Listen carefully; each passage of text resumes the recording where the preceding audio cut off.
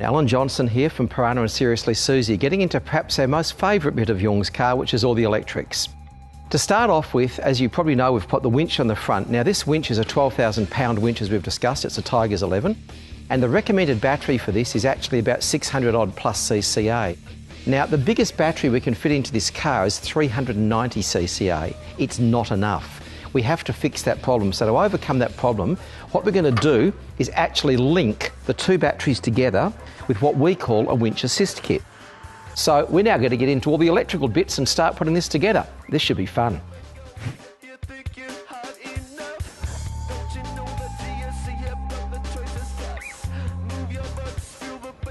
That comprises of some very heavy duty cable and a red key switch, which when switched on will parallel the two batteries together, giving us well over the required 650 CCA, so there'll be plenty of winching power.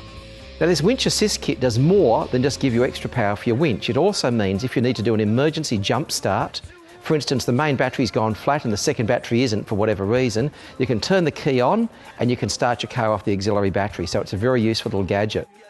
Now the only thing to remember with these Winch Assist Kits, it's critical you don't leave the key in there and turned on, or else you don't have a dual battery system. You've actually just got one big battery. So we normally like to wire this or put this in the glove box, make sure this is left empty, so the only time this is put in and operated, we have our Winch Assist or our paralleling system. Now to charge the auxiliary battery, we're using our Piranha DBE 140S isolator. This is our current product, which is ideal for this type of application. We've got full spike and surge protection, electronic current limiting, the ability to run dissimilar batteries. As you'll see here, we have a deep cycle and a starting battery. This is perfect for the job. Quite reasonable in price too, which is nice. The next part of the job is our fuse box. This is an 8-way fuse box. Now, perhaps an overkill at this stage, but I'm sure you all will think of other things to put in the car later on. With this, we've got 8 individual separately fused outlets. So we can have, obviously, fridge, we can have CB, we can have driving lights, air compressor. That's only 4.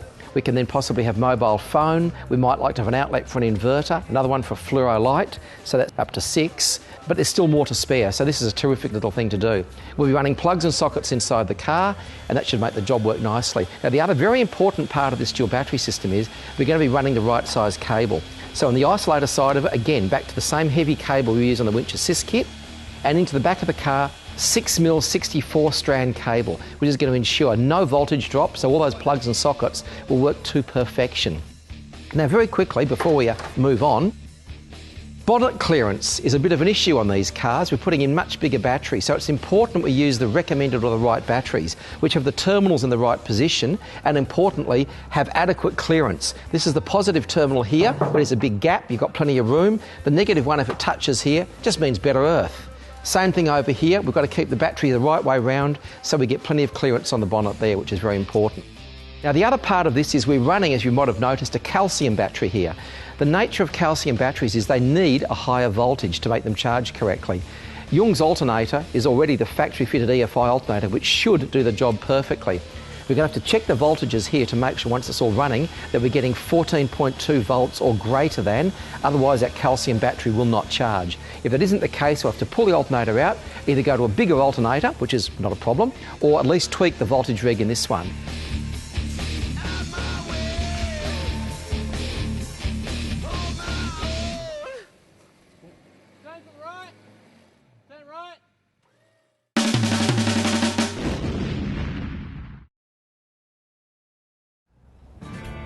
Now there's a common misconception out there that at ARB we mainly cater for new, late model vehicles, but that's really not the case. We've got a full lineup of accessories for all the older models as well, so we were very excited when we had the opportunity to get hold of Jong's Vitara and help him get it ready for some outback touring. Now I've got a soft spot for these Vitaras, having been in the Suzuki Club for many, many years. But I have to say that the sort of Vitaras that we see in events like Rhino Trophy are an absolute world apart from the vehicles that came straight off the showroom floor. To get these things to work off-road, you need to look at a decent set of off-road tyres, a good aftermarket suspension system to get them higher off the ground, but most importantly, a locking differential for the vehicle. And when completed, Jong will have the ability to positively lock the rear differential of the Vitara all at the flick of the switch. This will then provide equal drive to the rear wheels, eliminating wheel spin and greatly improving the off-road capability of the vehicle.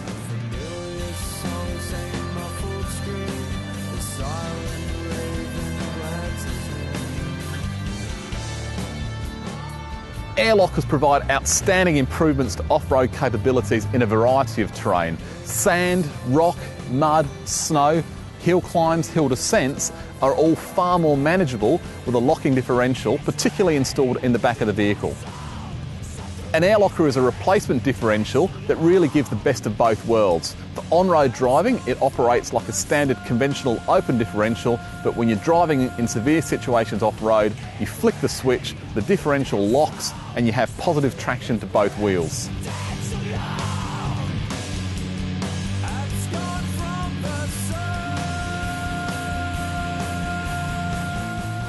The system operates via compressed air, and the onboard air compressor, which is part of the installation, can also be used for tyre inflation as well.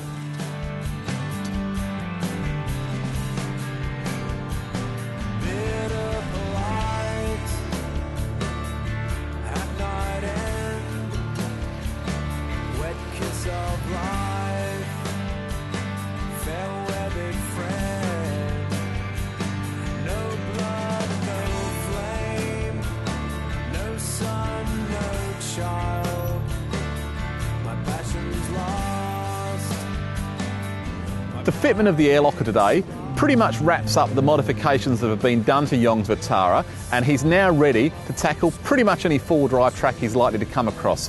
I've got no doubt whatsoever that with these carefully chosen and well-engineered accessories, Yong will have no problems whatsoever keeping up with the rest of the team from 4Wheel Drive TV.